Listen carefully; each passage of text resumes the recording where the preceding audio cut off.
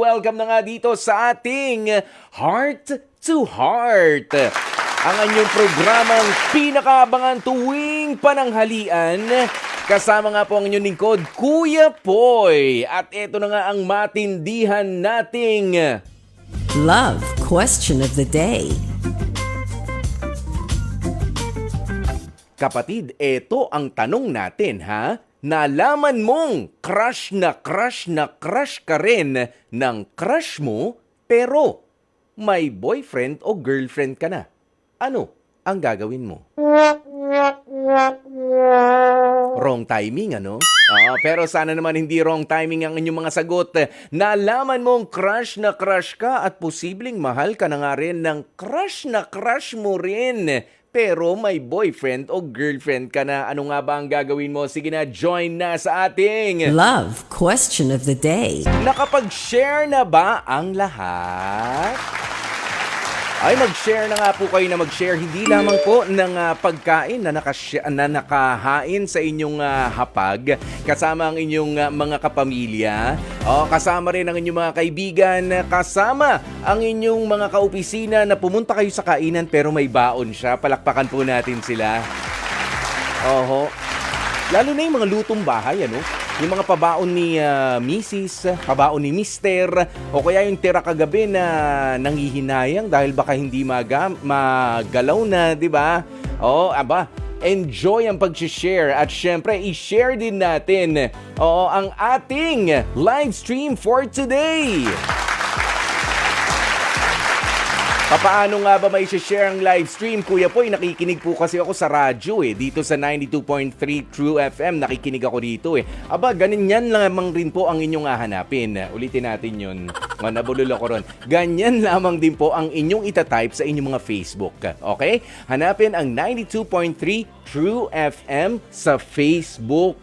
I-follow at pwede na kayong magkomento dito sa ating programang H2H, Heart to Heart. At syempre dapat nandito na rin, kabisado nyo na ang mga hotlines natin. Eto nga po ang ating mga hotlines naman, 8631-5788 o kaya naman ito, ang 8631-6674. At syempre meron din tayong cellphone number, iba kami dito Cellphone number kami dito. 0926-530-7055. Yan. At i-share na nga po ng i-share ang inyong mga komento, ang ating live stream. Ang sarap talaga because sharing is loving. Sharing is caring. Ganyan. At mas maganda para mailabas mo na talaga ang iyong pwedeng hinanakit, ang iyong tampo o ang iyong na-experience. Baka naman maganda naging experience mo o pwede rin namang hindi maganda. Welcome po yan dito, kapatid. Ayan, lalo na kung ikaw ay join sa ating Love Question of the Day. Ang ating Love Question of the Day, LQ of the Day. Nalaman mong crush na crush ka rin pala ng crush na crush mo. Pero may boyfriend o girlfriend ka na. Ano ang kakainin mo ngayong tanghalian? Ano ang gagawin mo? Ayan. Ano nga ba magandang gawin dyan? Talagang ito yung head over heels ka dito sa taong ito. Tapos later on nalaman mo na type ka rin pala at mahal ka pa nga. Yung ganong level na mahal ka na nga nito. Crush na crush mo, hindi naman nagsasalita dati, parang bato. 'Di ba? Dati parang nakakaharap mo naman pero parang picture lang. Ganyan. Hindi mo nakausap o kaya naman ay nakakausap mo, medyo sinusupladuhan ka o sinusupladahan ka. Ayan, pero yun pala ay gusto ka rin niya.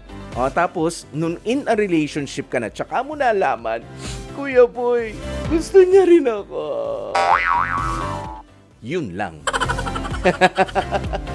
Ayan, kaya basahin na nga natin ang mga maaga mga nagsisagot sa ating comment section. Mula pa kahapon po ito, no? Mula kay Sunshine Tolentino, ay nako, ayoko na po, wala akong gagawin. We can find a new love, but we cannot replace our present relationship with a new one unless teenagers pa rin naman tayo. Mature love is so different with crushes. Mahirap pong i-educate ang tunay na pagmamahal sa mga hindi pa po alam at naranasan ng tunay na pagmamahal. Unless napakyut lang ang dalawang tao, it is possible for them to choose the other one. Yun pala, pwedeng piliin yung kung pa-cute lang daw yung relationship. Merong mga pabebeng relationship. Sige, boyfriend na kita, girlfriend mo na ako, ha? Baka pagka ganun lang ang turingan, kumain ka na? Kaya kahapon lang kayo naging mag-on. Yung mga ganyan. Baka pwede, ba? Yun yung sinasabi ni Sunshine Tolentino. But definitely, sabi niya kung mature ka na, hindi na rin. Ayan, sabi naman ni Rodney Ababaw, for me, isa sa isang tabi ko na lang ang feelings ko para sa kanya. Para kay Ultimate Crush. Kasi, syempre, ayoko nang saktan yung girlfriend ko. If ever na single kami pareho, why not? Go na as long as hindi mag-fade ang feelings namin parehas.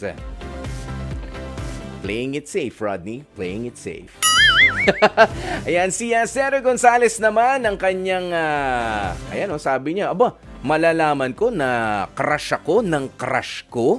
Pero may boyfriend o girlfriend na ako, anong gagawin? Ay, nako, syempre kikiligin ako. Natural yun. Pero hindi na para i-level up pa yung pagka-crush namin sa isa't isa. Paghanga lang naman yun nawawala din. Respeto na lang yung girlfriend ko para happy ang life.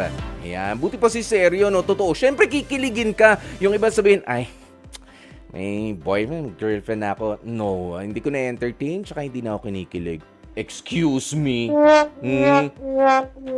Malaman mo na crush ka nung ultimate crush mo, ba? Teka, ibang usapan yan. Talagang may kilig din yan. Baka maikwento ko pa nga sa jowa ko yan, Ayan, si Ninang Jean Sheila. Ayan, sabi niya, kikiligin. Yun naman, yung maikli niyang kasagutan. But it's true, di ba? Kikiligin ka na malaman. Ayan, sabi naman ni Ibalon San Jose, sing it. Oh, it's sad to belong to someone else when the right one comes along. Yes, it's sad to belong to yung kantang yan. Yan na naman. Eto, si Mary France. Kung alam ko lang, nalolokohin ako nung ex ko, di sana si crush na lang yung ginawa ko. Tapos, kung kailan naman single na ako, tsaka naman nagka-girlfriend, si crush. Puro epic fail yun, ha? Mary France, ha? Labo, ano? Ang mga kanta naman dyan, kung maibabalik ko lang. Si Gaspar Baltasar, sabi niya, syempre, iiwanan ko na yung luma. Kailangan ng palitan ng bago. Yun ang uso ngayon. Gaya ng ginawa ni Lodi. Ayan, sabi naman ni Maricel Tangi, no, hindi ko na i-entertain yan. Panira lang yung ganyan. Ayan, si Aleni Hunco, sabi niya, para lang po yan sa mga single na katulad nyo po. Yung ganyan. Sabi naman ni Renny Boy Quejadas, walang rason para ipagpalit ko si jowa para lang kay crush. Ganito lang naman po ang sasabihin ko. Sorry, alam ko gusto mo rin ako, crush, pero sana maintindihan mo na in a relationship na ako. Yung pagkaka-crush ko sa'yo hanggang dun lang yun at hindi nalalagpas dun. Mahal ko ang jowa ko kaya pasensya ka na. At di ko magagawa na hiwalayan siya. Yun lang, and I thank you. Of course, ang daming sinabi ni Renny Boy. Papaano kung sinabi lang naman na crush ka pero hindi mo kailangan mag-explain? Sayang ang explanation, Renny Boy. Sayang ang laway. Ayan, sandali, kausapin muna natin. Tumawag sa atin si ST ng Batangas. Hello, ST. Good afternoon. ST! Na! Gising! Ha? Esty. Yes, magandang tanghali. Hello. Hello? Ayan, okay. Esty. Yan. O yan, malinaw Hello. na tayong nagkakarinigan. Paano kapag ka nalaman mo na crush ka pala at talagang posibleng mahal ka na nung ultimate crush mo? Sino bang ultimate crush mo? Ha? Thousand. H2H Confessions. Mukhang may aaminin sa atin si ST na maaga. Buti naman at tao rin ang ang crush na crush mo. Buti hindi yung puno na maugat na nandyan sa tabi mo. O sige, ST. Dali, nagfi-feedback tayo. Ano, naputol ba si ST? Hindi. Ay. Hello? Okay, ST. O, pwede ba namin Ano po? malaman o hindi? O, hindi ba celebrity Pwede yung ultimate? naman. Sino ba? Celebrity ba? Nasisipak na. Hmm. Yun. O, yan. O, ano? Siyempre kung crush lang naman, iba kasi yung crush, paghanga lang naman yun. Ba't kayo pagpapalit yung jowa ko sa kanya? Papaano kapag kang i-level up natin ng konti yung tanong natin? Papaano kung ito yung gusto ko rin niyang i-pursue, gusto ko niya nang ligawan ni nung crush na crush mo, may jowa ka na, anong gagawin mo? Pipigilan mo ba siya? Hindi ko na lang siya papansin kasi asawa ko na yung jowa ko. Ayun lang. Ayun lang. Asawa. Siyempre, in the first place, yung mga kabataan ngayon, kung crush mo, kasi iba yung crush sa love. Different. Kumbaga crush, paghahanga lang naman yun. Hindi mo nga alam kung love ka o hindi. Yan. Pero At hindi least mo kung pagbibigyan love talaga ka- ng pagkakataon, ha? Hindi na. Hindi na. Pero mas naging yummy daw siya ngayon. Tapos Naman. pagka nakita mo yung postura, talagang kahit pagka pinagpapawisan, gusto mong tabihan. Yung Dati ganun. nga hindi niya kaya ipagtapat, ngayon pa kaya. Yun lang. Ayan, maraming salamat, ST, Thank sa you. iyong mabilis na Magandang kasagutan. tanghali. Magandang tanghali din sa inyo. Ito, kausapin naman natin si Maricar ng Taguig. Ito, bata-bata si Maricar. Sasagot sa ating love question of the day at 17 years old. Maricar, magandang tanghali. Magandang tanghali po, Kuya Poy. Ay, Maricar. Sandali, nag-i-school ka ba? Oh, yes po, senior high po. Okay. Kumusta ang pag-aaral bago tayo dumiretso sa tanungan? Ayos naman po, medyo nahihirapan po. Nahihirapan. Anong subject? Baka matulungan ka nung kaibigan ko si Jeff Batlanggaw tsaka yung si Ate Rema mo. Anong subject? Ano po, GenMath. Ay, General Mathematics. Kayang-kaya yan ni Rema. Oo, si Rema, laging numero ang mga hawak nito. Laging siya ho kasi yung sumasagot sa mga telephone numbers natin eh. Magaling ho sa numero to, si Rema. Yan bakit? Ano na bang, anong topic natin sa General Mathematics? Ano po, mga RAE, mga Rational Algebraic Expression. Madali lang yan. Expression lang naman yan eh. Mga algebraic expression. Okay. Wag na natin pag-usapan, di ko na alam. Math yan eh. Math yan. Okay, ikaw, Maricar, nalaman mo na crush ka rin nung crush mo pero meron ka ng girlfriend o may boyfriend ka na eh. Anong gagawin mo pagka ganun? Siyempre po, ano ko po siya, sasabihin ko po siya na meron na po akong karelasyon. Kasi ayoko pong mawala ng ayoko pong mawala ng chance yung karelasyon ko po ngayon. Like para pong ayoko na ng Ano? ganun po. Ayaw mo na ng ng ganun? Ano yung ganun? Ayoko na po ng hindi ko na po siya gusto kasi meron na po akong karelasyon. Okay. Ayan. Pero papaano kapag ka bago-bago pa lang naman yung yung karelasyon mo? Kunyari, 3 weeks Mas old pa pipiliin lang. ko pa rin po yung karelasyon ko kaysa po sa crush ko. Kasi yung crush lang naman po is umangaka lang po sa kanya. Ayan, ang bait, narinig po natin yan mula sa isang 17 years old, ganyan mag-isip. Pero, hindi mo ba ipapaalala sa kanya, Maricar, na, crush, bigyan mo lang kami ng konting time. Kasi baka pagkatapos ng Pasko, break na rin kami. Hindi na po. Hindi na. Hindi ka magbibigay ng false hope sa kanya. Mag-i-stay na po lang po ako dun sa karelasyon. Ayun, mag-stay na lang. Siyempre, gagawin mo lang rin, ano? Mag-e-effort ka rin. Pinili mo na yun eh. Oo, nandun na. Opo, tama po. Oh, kung sakali at sa future magkita kayo, baka dun na lang. Ayan. 'Di ba? Ayaw mo na rin. Ganda ha? Pagka ayaw na rin, kahit wala ng jowa, ayaw mo na? Ganon? Ayoko na. Ay, ayaw na talaga. Thank you so very much, Maricar. Galingan mo sa Sige po. pag-aaral. Salamat po, magandang hapon din po. Magandang hapon sa'yo. Ayan, batiin lamang po natin ang mga nakatutok sa atin na sandali. Ayan, si Menchi. Ayan, si Miss Menchi and si Ali Jejon. Ayan, hello Ali Jejon.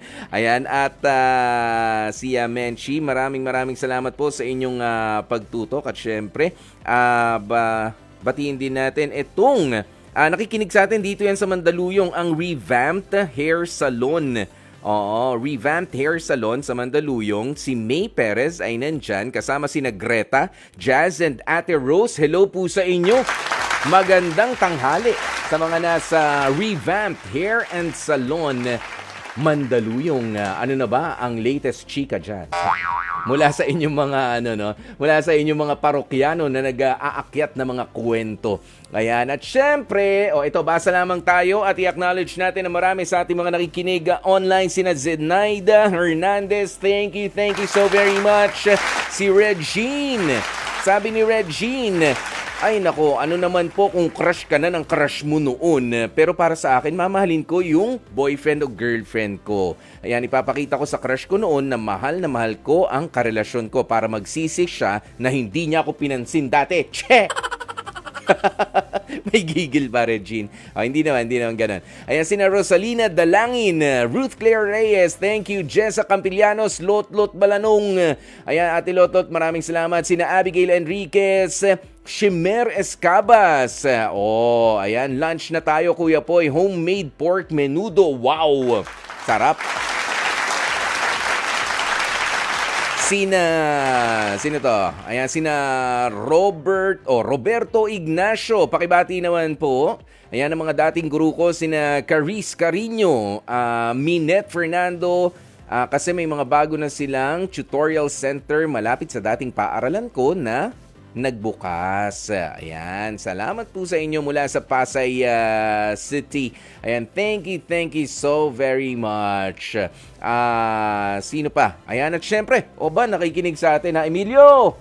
Si Emilio ng GSM Tire Center, tsaka sina Boss Boyok at sina Marivic, sina JM Boss Joey. Thank you sa GSM Tire Center, Boss Teban, and syempre si Kuya Rico. Salamat po sa inyong pakikinig, ha? Ayan, oras na natin mga kapatid. It's 28 minutes makalipas ang alas 12 ng tanghali. Love Question of the Day. Tungkol sa ating love question of the day ngayon, mga kapamilya, nandito makausap naman natin si JR.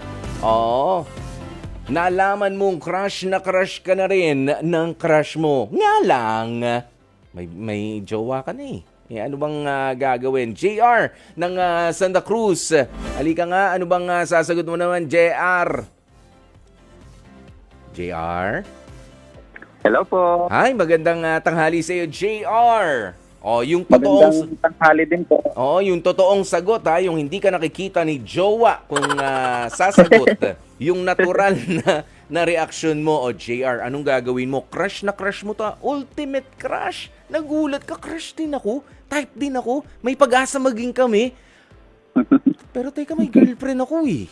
Anong gagawin mo?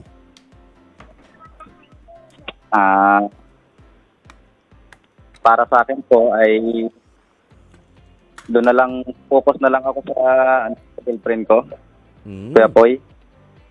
Papaano kung yung pagpapahayag niya ng crush sa'yo ay may mga kalakip na regalo at may pa-cash gift?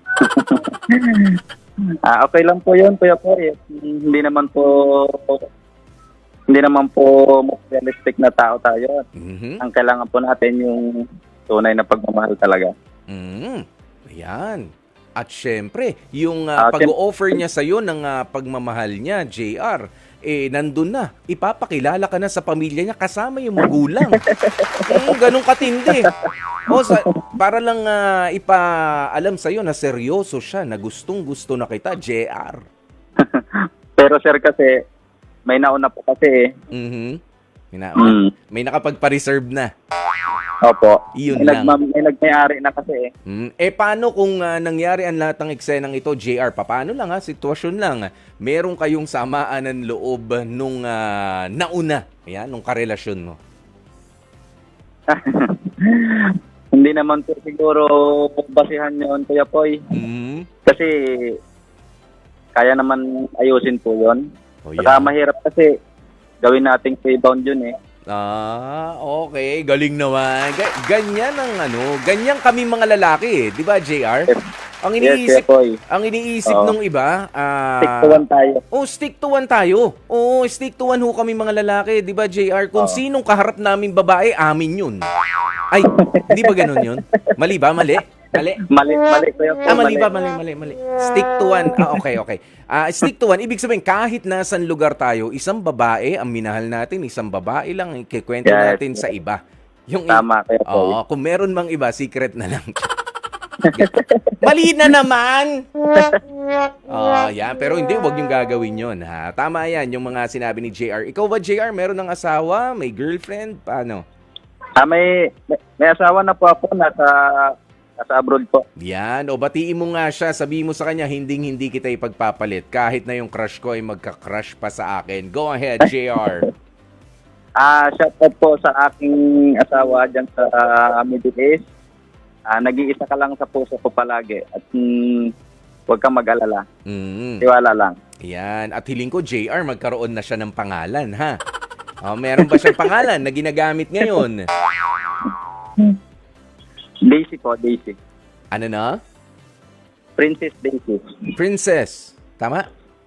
Opo. Ayun, prinsesa. Ayan. Hello, princess. Ito si JR. Binabati ka at mukhang hindi ka talaga ipagpapalit nito. Basta tuloy-tuloy lang ang pagpapadala. At wag mapuputol. JR, maraming salamat sa iyong pagtawag. Thank you, Kuya Poy. Thank you so much po. Ayan, at syempre tutok na tutok rin. Ayan, sina Boss Mark Santos, tsaka si Boss Jason. Maraming salamat. Ayan, ang mga tauhan ng Motoruk. Thank you. Si Jason Balais tsaka si Mark Santos, mga nakatutok sa atin, lower batch ko dyan sa Roosevelt College Marikina. FEU Roosevelt na ngayon Thank you mga parikoy sa inyong pagtutok. I-share ang ating live stream for today, mga kapatid, dahil mamaya merong magandang kwento na naman tayong pagsasalu-saluhan. Totoo pong nangyari ito at hindi ho basta chismis lang, kaya pagsalu-saluhan ho natin, and hopefully wag naman po mangyari sa inyo. Medyo may kabigatan yung kwento natin at pinalad pa ho tayo, makakausap din natin ang ating letter sender for later. Ayan, para sa Dear Kuya Poy at sa Heart to Heart Confessions. Ayan, pero ito na ho muna ang bumubuo para sa ating Love Question of the Day. Nagkaiba-iba nga po ang inyong mga kasagutan sa ating iisang tanong, pero maganda naman po talaga ang inyong mga naging kasagutan. Tama naman ho talaga yan. Ayan, pero mas natuwa ako doon sa mga sinabi. Siyempre, kikiligin ako, hindi yung iba, wag naman tayo magpaka-ipokrito. Kapag ka ho talaga nalaman natin na yung crush natin dati ay crush na rin tayo, kikiligin tayo. Sabi ko nga sa inyo kanina, baka sabihin ko pa yan doon sa jowa ko, alam mo ba, crush din ako ni Natuwa naman ako. Natuwa na lang. Ayan, pero kapag ka ikaw talaga ay nandun na, committed ka na. Dapat alam nyo, isa sa mga marka ng mature na ang inyong relationship is pareho nyo nang alam ang definition ng commitment. Yun. Na kahit sino pa ang magpa-cute dyan sa katabi mo, kahit pa nga yan ay isang tao na ngayon mo lang nakita, maganda siya, gwapo siya, o ito yung tao na mula pa doon sa nakaraan mo na talagang parang pinapangarap mo, ito yung pagkakataon na okay, ma-appreciate mo na ikaw pala ay gusto niya. Pero hindi ka nagagawa ng hakbang papalapit pa sa kanya at palayo sa iyong present relationship. Diba? It all boils down to commitment. Kahit sino pa ang iharap mo, kapag meron na akong partner, kahit alam ko mas gwapo talaga, kahit alam ko mas maganda talaga yung may crush sa akin na bago, hindi na yun ang titignan ko. Yung kalidad ng relationship na meron ako, yun na lang ang aalagaan ko. Ganun yun. Susunod na ang Dear Kuya Poy,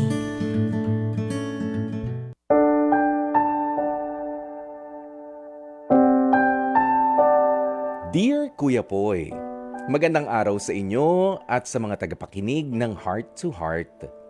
Tawagin niyo ako sa pangalang Anton, 50 years old, may 3 anak at 23 taong kasal na sa asawa kong si Ina. Kasalukuyan kami ngayon nakatira dito sa Rodriguez, Rizal at sa pamamagitan ng pagiging company driver ay naigagapang ko naman ang aking pamilya.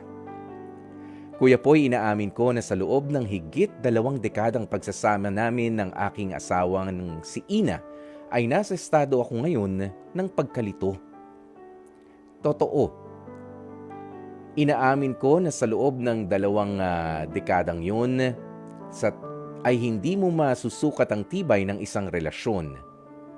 Dahil darating at darating pa rin ang peste na siyang magiging dahilan para anayin at rumupok ang isang malusog na pamilya.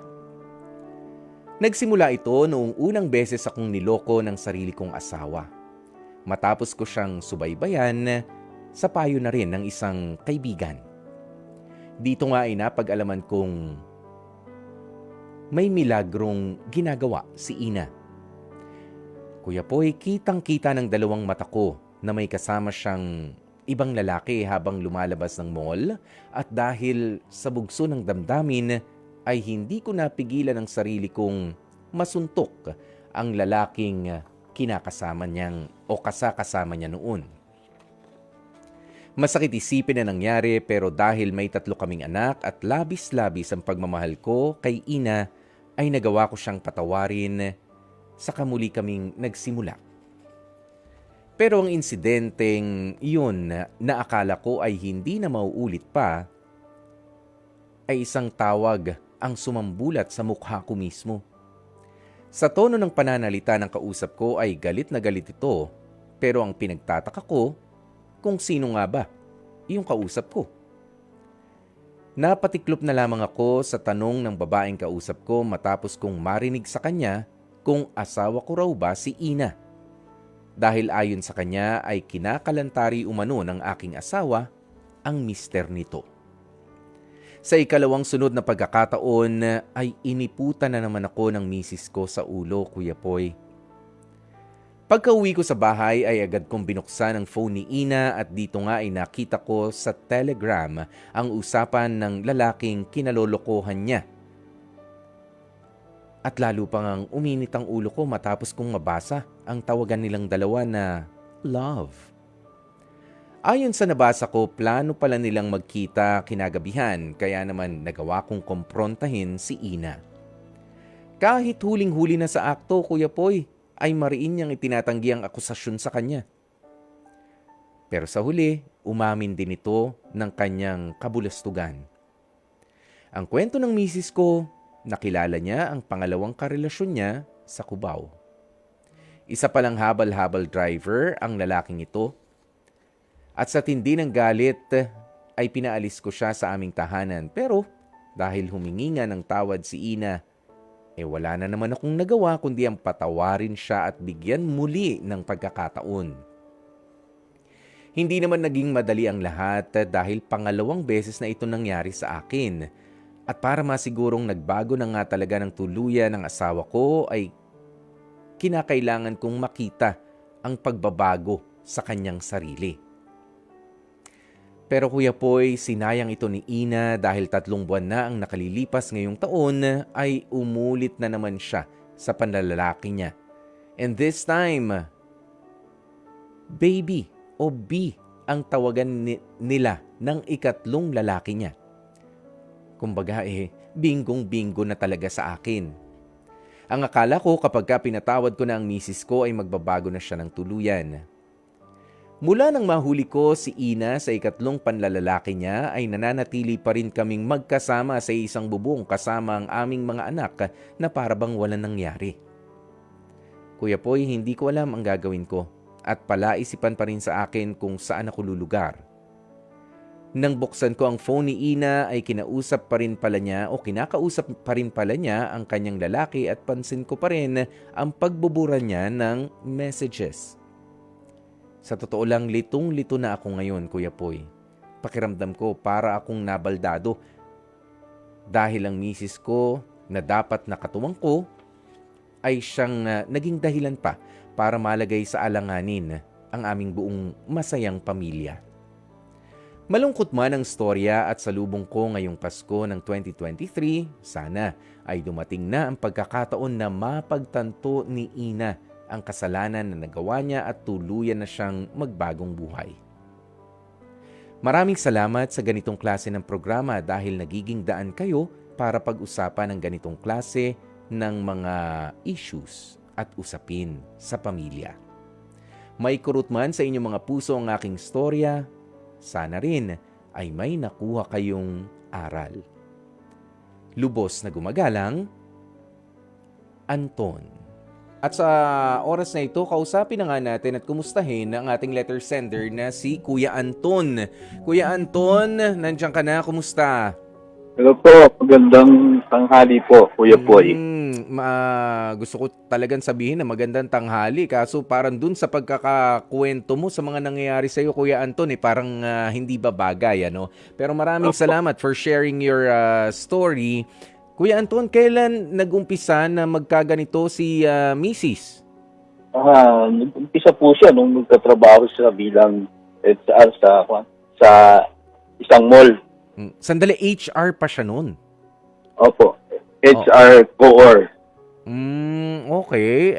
Syempre, alam niyan yung mga batas kung ano yung bawal, hindi bawal. Ang nakarelasyon niya ba ron ay taga-mall din, ganyan? Opo, isang dicer sa mall. Ayan, pero sige. Mga anong taon to? Kasi 23 years na kayo magkasama. Opo. So, kailan, anong taon in particular yung una siya na ganyan? 2011 ko siya nahuli mismo na talagang may karelasyon siya. Yan, okay. Na, sabi nung kaibigan. Kuya Anton? Hello? Kuya Anton?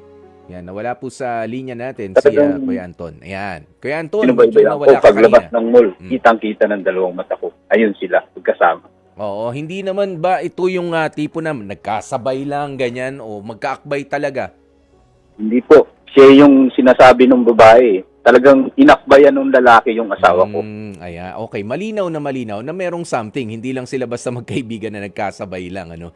Ayan, okay. Tapos, dito naman, sa pangalawa, kailan yan nangyari?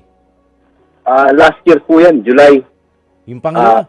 Pauwi na ako galing ng probinsya, pauwi na ako ng Manila. May tumawag sa akin yung babae. Hindi ko alam kung saan niya nakuha yung contact number mo. Number ko. Yes. Sinagot ko, sino po ba to? Ito po ba yung asawa ni Ina? Opo, bakit po? Yung asawa mo, kinakalantari yung asawa ko. Nagulat ako. Yung ba to? Oo. So, inamin niya yan sa'yo, di ba? Oo, nandito, kasama yan sa kwento, Kuya Anton. Ayan. At itong pangatlo, ibang lalaki pa ulit ito. Opo, Kuya Poy. Yan po ang pinakamasakit.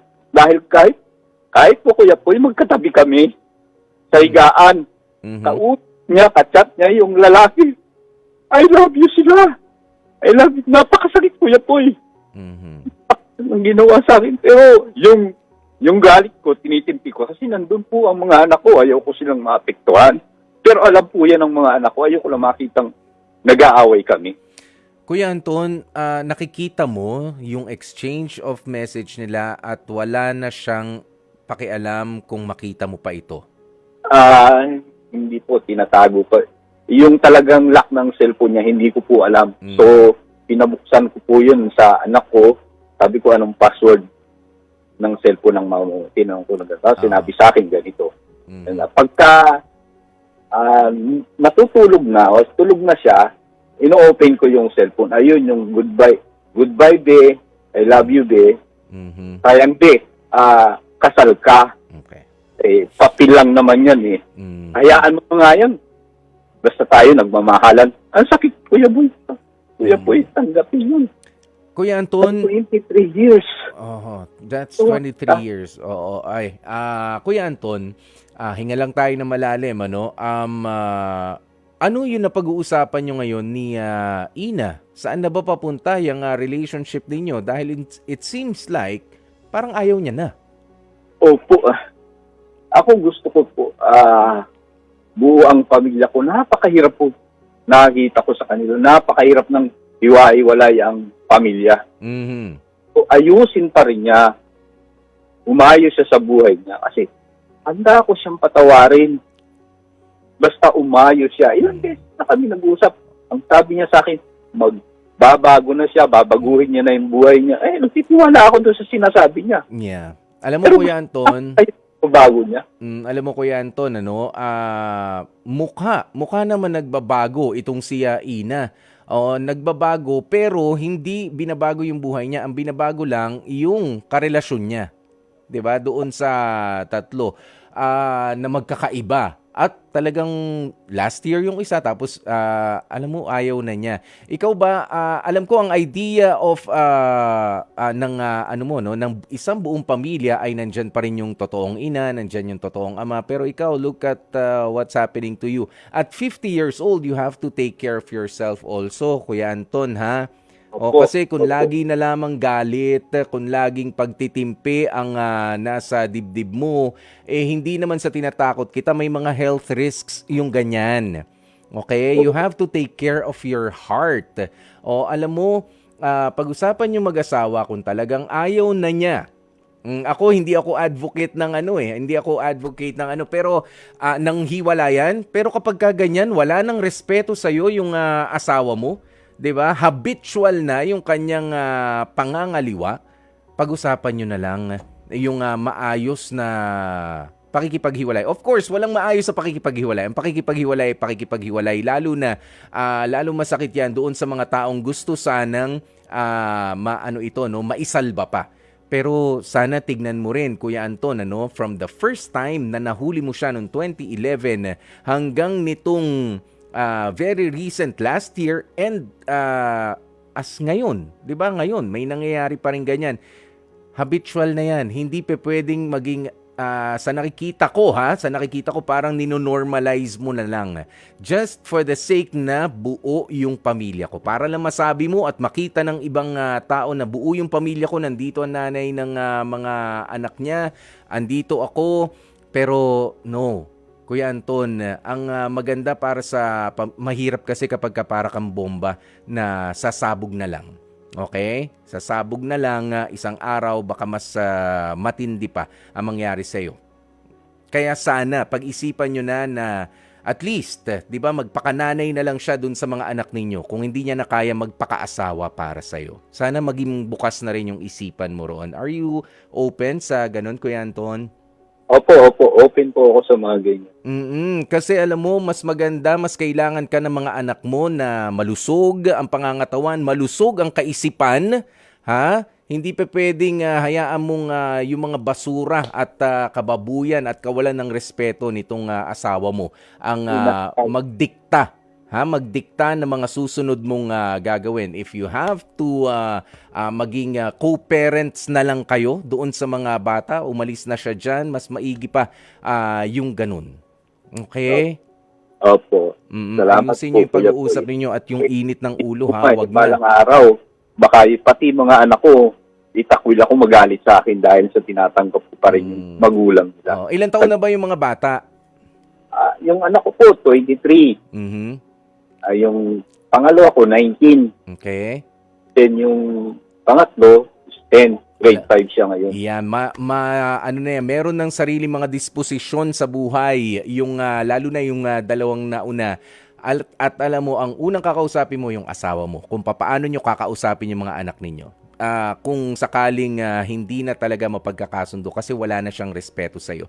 And kung wala nang respeto sa yung partner mo, irespeto mo man lang yung sarili mo, Kuya Anton. Kuya Poy. Okay, maging matatag Maraming ka, salamat. maging matatag ka at mas isipin mo yung buong pamilya, yung malusog na katawan mo at malusog na kaisipan mo para talaga buo ang pamilya mo. Mas kailangan ka ng mga bata kaysa kailangan ka ng asawa mo. Wala na siyang respeto sa'yo. Goodbye na kapag kaganyan. Salamat po, salamat. Okay, maraming salamat Kuya Anton at dahil nga 2 minuto na makalipas ang 1:00 ng hapon, I wish we had more time mga kapatid. Ayan, pero habang bumababa naman yung upuan ko naman dito. Oho, aba ay parang dito na rin ako magpapaalam para sa ating programang Heart to Heart at magpapaalala na bukas tutukan niyo po ulit online and on air ang ating mga pag-uusap, pagkikwentuhan na talaga namang pusong-puso ang ating pinapagana. At syempre, nangunguna naman ang ating kaisipan. Ganun po yun. 1:02, yan po ang ating tamang oras. Papaalam na nga po ang inyong nag-iisang Kuya Poy, nag-iisang Guwapopoy dito sa 92.3 Radyo 5 True FM. Dito tayo sa totoo.